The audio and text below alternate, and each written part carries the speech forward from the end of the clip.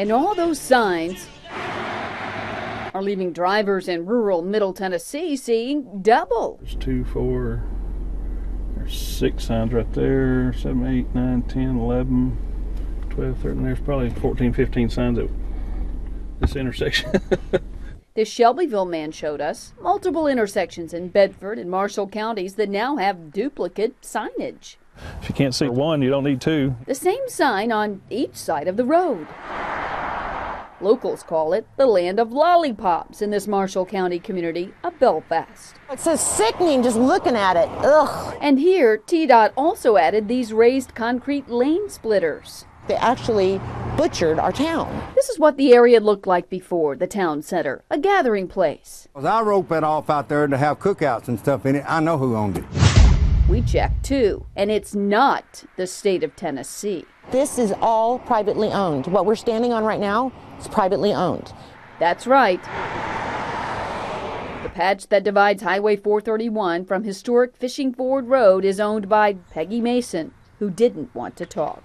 The concrete. Johnny Ray Cole says he tried to tell them. The guy from Tdot told me that I didn't know what I was talking about, that anything under asphalt belonged to Tdot. Instead of that individual going back and say, let's hold off a second, he kept going forward. Well, unfortunately, we did presume that property there under concrete was state right-of-way.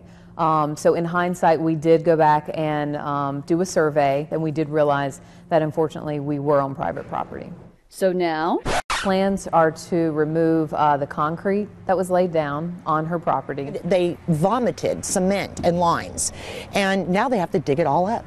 Tdot estimates the cost once it's all dug up, $11,000 to $15,000. But Tdot's been down this road before. At this adjacent intersection, you'll see conflicting instructions that also had to be torn out. A do not enter sign, but arrows that point forward. The cost to build that, then tear it all out? Nearly another $15,000. So when you look at the amount of cement, the amount of lines, how much money they've spent, you have to remember, not a single accident has ever happened here. Use of the Federal Highway Administration money, your tax dollars, is tied to these crash reports. 16 crashes in an area there around 4 intersections. To us, that warrants adding some safety improvements. While Fox 17 Waste Watch found there were some crashes at surrounding intersections, we found none in this section that now has to be dug up. Now, if there had been 10 or 12 deaths over there, I can understand it. But ever since I was a child, I can't never remember a wreck happening over there. As for seeing double at other intersections like this one on Highway 64 in Bedford County and this one on 431 in Lewisburg, Tdot calls it over-signing and says it makes the road safer. Drivers have their own opinions. Extra money they needed to spend.